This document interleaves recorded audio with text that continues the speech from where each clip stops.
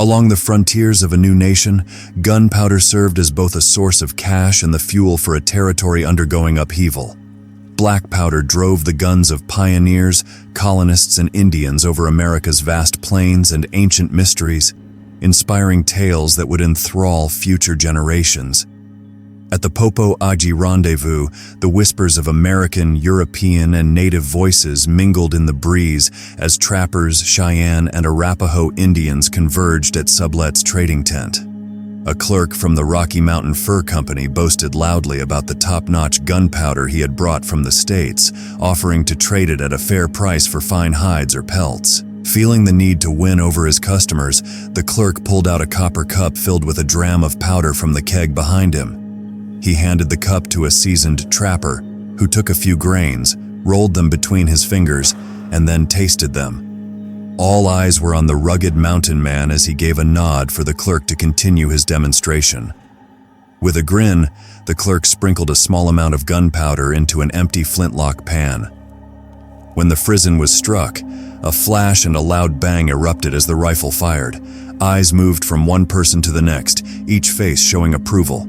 With a bundle of skins in hand, an Arapaho brave gestured for 10 pounds of powder, and a cacophony of excited voices and the clanking of empty horns followed. In the Old West, a powder horn held just over half a pound of gunpowder. The powder measure ensured that early frontier shooters got the exact load they needed for their firearms. In the early days of America, gunpowder was one of the most common items around. Firearms were crucial for adventurers, travelers, soldiers, and the settlers' homesteads, both emigrants and Indians. It was essential for putting meat on the table and a powerful weapon in the fight against threats. Firearms also served as a reliable means of protection against both human and animal dangers, in a land where organized law enforcement might be days or even weeks away. What they called gunpowder back then is what we now commonly know as black powder. We make this distinction to set black powder apart from the modern smokeless propellants, which are typically made with nitrocellulose and nitroglycerin for use in today's firearms. Modern propellants burn more efficiently under higher pressure, produce little to no smoke, and aren't affected by fouling after repeated shots. Black powder, on the other hand, is smoky, and after around 20 shots or so, the fouling in the barrel can become so severe that you'll need to clean the bore to fit a ball all the way down. For today's shooters, a crucial safety tip is to never use modern propellants in a black powder firearm. Black powder burns at a much lower pressure, and using modern propellants can cause these firearms to explode. Luckily, black powder is still available for those who enjoy primitive shooting, and it remains a valuable and exciting tool for the outdoorsman. The typical frontiersman carried a certain amount of powder. Most accounts from the time suggest a ratio of 2 pounds of lead for every pound of powder. An exception can be found in Disturnell's Guide to California and New Mexico, 1849, which recommended 25 pounds of powder and 30 pounds of lead to equip 3 men with a rifle and 2 single-shot pistols each for a year. For each man, this comes out to around 8 pounds of powder and 10 pounds of lead. In his 1849 book, Joseph E. Ware gave advice on the arms and powder to bring along. He specifically recommended Laughlin's gunpowder as the preferred choice. The Laughlin family had been making gunpowder since the American Revolution and had substantial operations in New York and Wisconsin by 1810. The Laughlin Powder Company played a significant role in the fur trade, the westward expansion, and the Northern War effort during the Civil War. For arms, he suggested a reliable rifle and a pair of long pistols, noting that some companies foolishly considered taking small cannons. He recommended 5 pounds of Laughlin's finest powder, 10 pounds of lead, and a few pounds of shot. Small powder flasks were created to make it easier to reload pocket pistols and revolvers.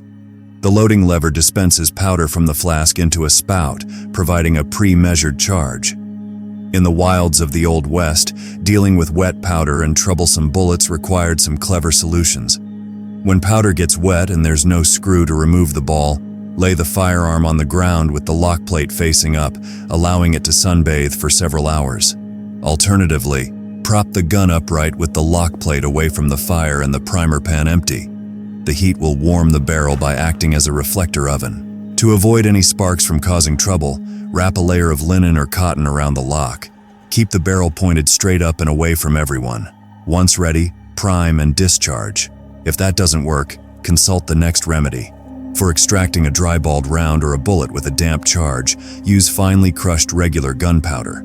Work it down into the touch hole of the percussion cap cone with your pan cover, part of the frizzen or hammer, then prime and discharge. If a ball is short-started and fouling has stopped at mid-barrel, don't attempt to shoot it out. That could burst the barrel. Moisten a patch and run it down with your ramrod. As it crushes on the ball, moisture is released, breaking up foul play and assisting in the ball's home run. Black powder was a valuable trade item among fellow travelers, especially with Indian tribes who frequently carried firearms by the mid-1800s. According to the memoirs of mountain man Dick Wooten, the typical trade rates he encountered on the plains and in the Southwest were as follows. 3 balls and 3 gunpowder charges might be swapped for 1 buckskin. 1 buffalo hide was worth 1 pound of gunpowder, along with caps and 60 balls. Powder was much cheaper in the eastern states where it was readily available. Emigrants crossing the plains could buy gunpowder in places like Boston, New York, Shreveport, or St. Louis for about 5.50 cents per 25 pounds, which is roughly 22 cents per pound. Before wagon roads were established, fur trappers had to carry their trade goods manually for hundreds of miles into America's interior, using pack horses, mules, canoes, and enduring long portages. This high operational cost drove the price up considerably at various rendezvous and trading posts for both white and Indian trappers. Fortunately, the abundance of furs and the strong demand allowed trappers to stay in the business for many years. Here are a couple of early 1800s trade rates for comparison. The Hudson Bay Company valued 1 beaver pelt at $3, which meant it could be exchanged for 1.5 pounds of powder. The Rocky Mountain Fur Company also set a $3 value on 1 beaver pelt, but this could be traded for 2 pounds of powder. In the 1820s, trade prices for a beaver pelt were around $3. By 1833, this price had risen to $3.50, and by 1840, it had dropped to $2. In the world of black powder, the size of the grains or granulation determines the burn rate and pressure. Larger grains burn more slowly, while finer grains ignite faster and create more pressure. Initially, there was no universal standard for grading black powder, and different manufacturers were known for their own quality and application. On the other hand, the FF grading standard was created in 1825. The addition of graphite during the tumbling process produced glossy black flakes that made grading by size much simpler. Different types of gunpowder were in use. For flintlocks, 4FG was priming powder, also useful for expelling a dry ball. Triple FG for the small caliber long guns and pistols, as well as revolvers. FFG for the majority of long weapons with muzzle loading and single-shot pistols with calibers ranging from 40 to 75. FG was used for larger arms above 70 caliber, swivel guns, field artillery, and cannon. Blasting powders, denoted by a A rather than a G, are not meant to be used in any kind of weapon. On the frontier, gunpowder had additional uses, such as for making charcloth. To get ready, wet a few 1 to 2 inch square cotton fabric pieces, sprinkle some black powder on them and allow them to dry. When you're ready, light it using a flint and steel. The powder will cause the cloth to flash burn, creating a strong ember that's perfect for lighting tinder. On the frontier, gunpowder found some surprising uses beyond its usual role. Captain R. Marcy of the U.S. Army in 1859 once experimented with gunpowder as a seasoning. While it might fool the taste buds into thinking it's a substitute for pepper, his advice was to stick with a good supply of Leah and Perrins or pepper sauce for better flavor. Add a pinch of gunpowder to a dram of warm water to make an eye wash. Keep adding water until the solution tastes slightly salty, but less than a tear.